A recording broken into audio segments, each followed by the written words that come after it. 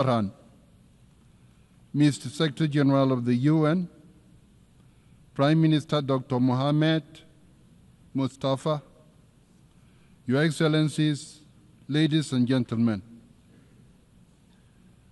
Let me begin by thanking France and Saudi Arabia for co-chairing this high-level conference. Bravo, well done. I also commend the co-chairs of the 8 working groups for their efforts in preparing for this conference. Excellencies, we are at a critical moment in the long history of the Israeli-Palestinian conflict. It is indeed a history-making moment. The abhorrent attacks of Hamas on 7th October 2023 against Israel caused a war in Gaza, which has been ongoing for over 21 months. We have called for an immediate end to the conflict and the unconditional release of all the hostages. The war in Gaza has brought unimaginable suffering to thousands of human beings, to Palestinian civilians, including women and children, who continue to face death, destruction, deprivation, and displacement on a horrifying scale, and to Israeli hostages who remain in captivity under extremely painful conditions. This human suffering is unacceptable, and it must end now. Excellencies, the horrors in Gaza and the endless cycle of violence between Israel and Palestine make it painfully clear we cannot go on like this. This conference today is needed more than ever before and must lead to a decisive change in direction. If we do not address once and for all the Israeli-Palestinian conflict through the two-state solution, we will not be able to achieve lasting peace and stability in Palestine and in the Middle East. This is the reason why we have gathered here today. This is why this conference must be a success, and this is why this conference must chart an irreversible path towards the implementation of the two-state solution. We simply cannot afford more excuses and more delays. We must act now. Your Excellencies, last month, the General Assembly adopted a resolution that reflects the urgent demands of the international community with respect to the war in Gaza. The urgent demands include, first, an immediate, unconditional and permanent ceasefire to be respected by all the parties concerned. Second, the immediate, dignified and unconditional release of all hostages held by Hamas and other groups.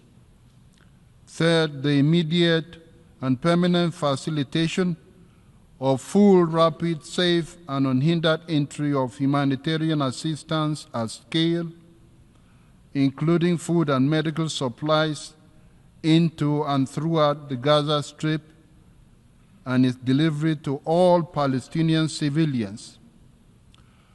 The international community must ensure that Israel and Hamas finally comply with these demands and with the obligations under international law and international humanitarian law.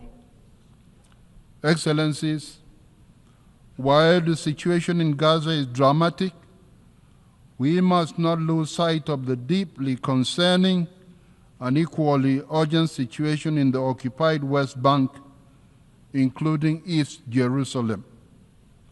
Violence against civilians, including acts of terror, settler violence, settlement expansion, seizures, demolitions, and forced displacements are eroding any prospects for a political solution to the Israeli-Palestinian conflict. Let me be clear.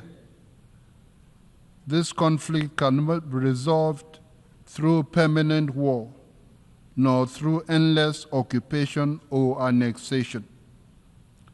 Peace and stability will only be achieved when Israelis and Palestinians can live side by side in their own sovereign independent states in peace, security, and dignity.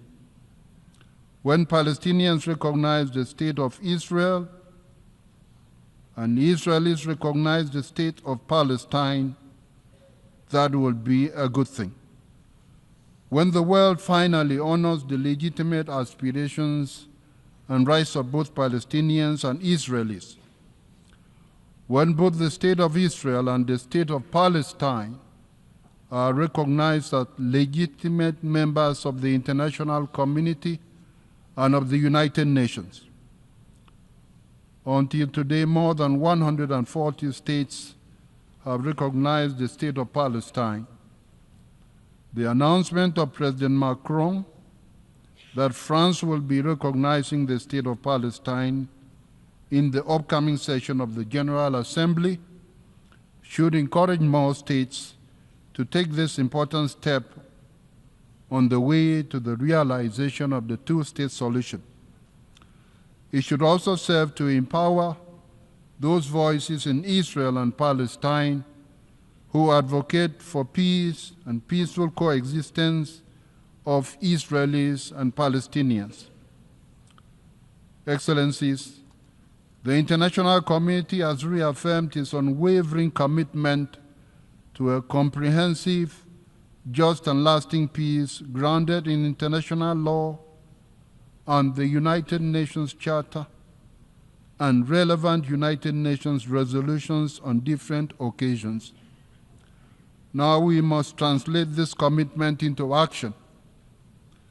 It has been 78 years since this General Assembly first called for a two-state solution in Resolution 181.